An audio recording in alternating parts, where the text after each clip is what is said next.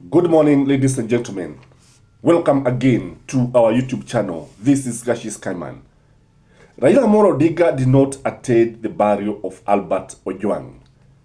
Contrary to what many would have expected, Raila gave the burial a wide berth. Ladies and gentlemen, Raila is among the leaders who have actually lost their grip as far as the politics of this nation is concerned. One of the greatest casualties of the rise of the Gen Z leaders is Raila Amolo Odinga. Another one is William Samoei Ruto, Musalia Mudavadi, and somebody like Wetangula. So, ladies and gentlemen, it is undeniable fact that Babu Owino is now the kingpin of the Luo nation. In fact, Babu Owino goes beyond the Luo nation. Because even in Nairobi, Babu Owino seems to be the man who is attracting the hugest number of votes. There is also Natembeya and Rigathi Gachagua. These three leaders are going to play a major role when it comes to 2027 general elections. Raila Amolo Odinga is no longer the political enigma of Kenyan politics. Raila Amolo Odinga is no longer the political intercessor of this country. Four presidents have always bowed to Raila Amolo Odinga to save them in their point of need when they were very actually cornered by the electorate. Yesterday, Babu Owino was given a hero's welcome. Babu Owino was welcomed like a king.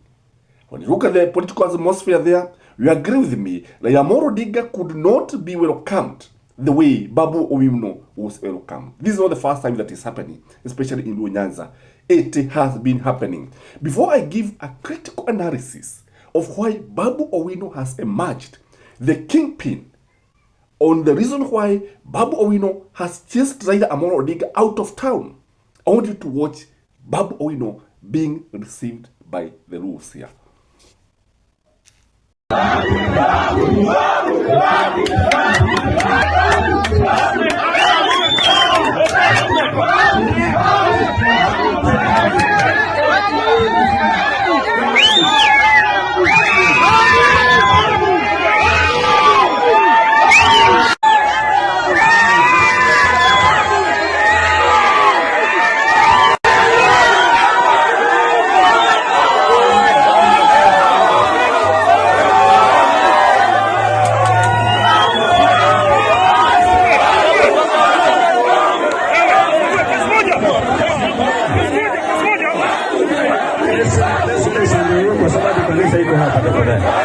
Let's welcome Babu. Let's welcome Babu.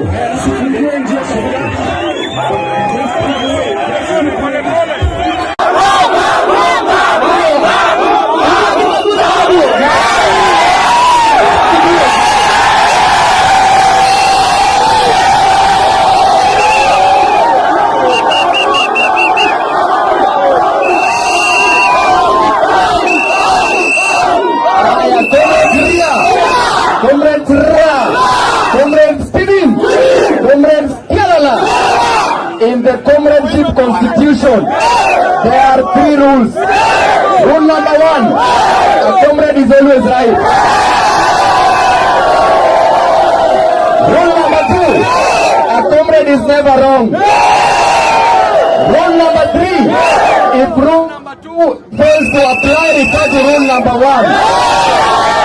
Kwa hivyo, kwenye polisi walisema ya kwamba Albert Ojwang aligonga kichwa kwa ukuta ya sel. Hata police station yao ilijichoma.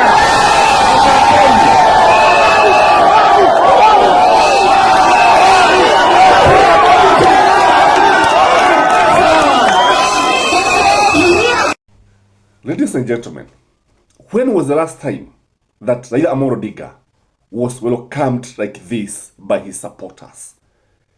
If Raila Amolo Odinga attended the same functions, could the mourners have welcomed him like this? A thunderous welcome. It was befitting for a king. So how did Babu Owino manage to chase Raila out of town? Why has Raila lost the grip of the Luo Nation. If you're joining this channel for the first time, please subscribe to this channel. And for our viewers, please like the video and maybe try to interact with me by answering such questions. How did Raila find himself in this situation? Number one, why Babu Owino has outwitted Raila Amolo Odinga, or why Babu Owino has emerged as a kingpin of the Luo Nation, is because of the minds of Gen Zs. We are in a generational transformation. We are in a generational change situation. The Gen Z is tribalist. The Gen Z is partyless. The Gen Z, it does not want to follow the traditional leaders. Traditional leaders like Raila Amolo Odinga, who has been there for more than 4 decades.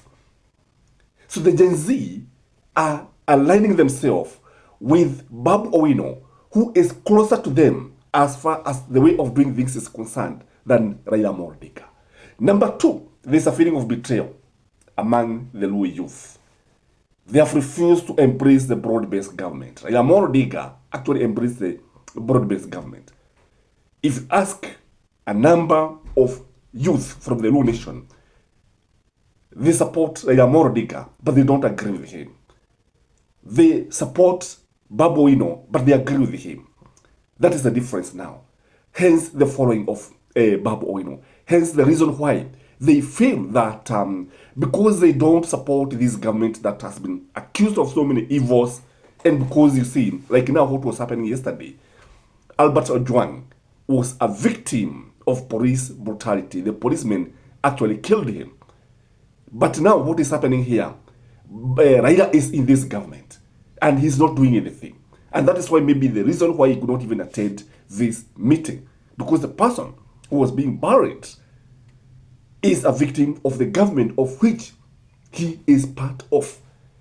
So he could not come here and dance on the graves of the bereaved. Ladies and gentlemen, the other factor that is making Babu Owino very attractive, the other factor that made Babu Owino chase Raila out of town is because of age factor.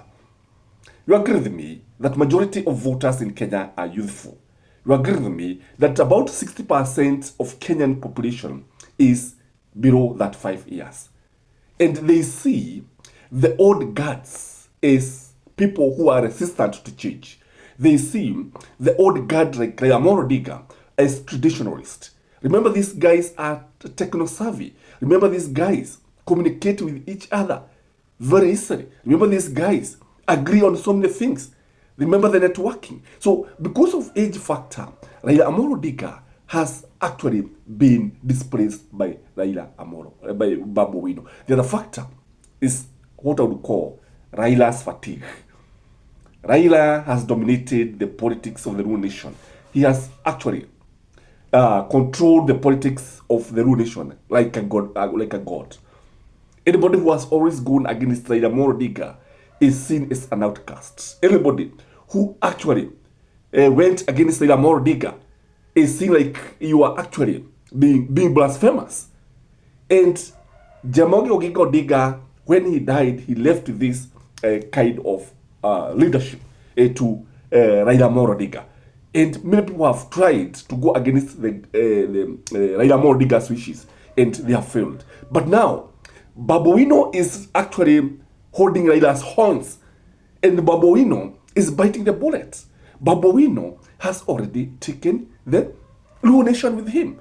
The other reason is because of what I would call Raila's self-serving moves. Because you see, majority of Kenyans believe that whatever Raila Amolo Odinga is doing these days is self-gratification, is self-interest. It is self-interest that drove him to the broad-based government. That is what many Kenyans believe. And because of this, many people would not agree with him. Because when you look at Babu Owino is also being favored by the fact that in the latest whatever that was carried out, Babu Owino has emerged the best member of parliament. The best member of parliament. And again, when you look now at his oratory skills, Babu Owino has a gift of the gab. So many people would want to associate him there. In fact, many people would actually like to listen to Babu Owino than Raila Amolo Odinga. Raila Amolo Odinga, sasa ukiangalia utaona kwamba the time for riddles is gone. It is time of very different things. Again, when you look at Babu Owino has set a very good example by going to classroom, studying law, studying to do what.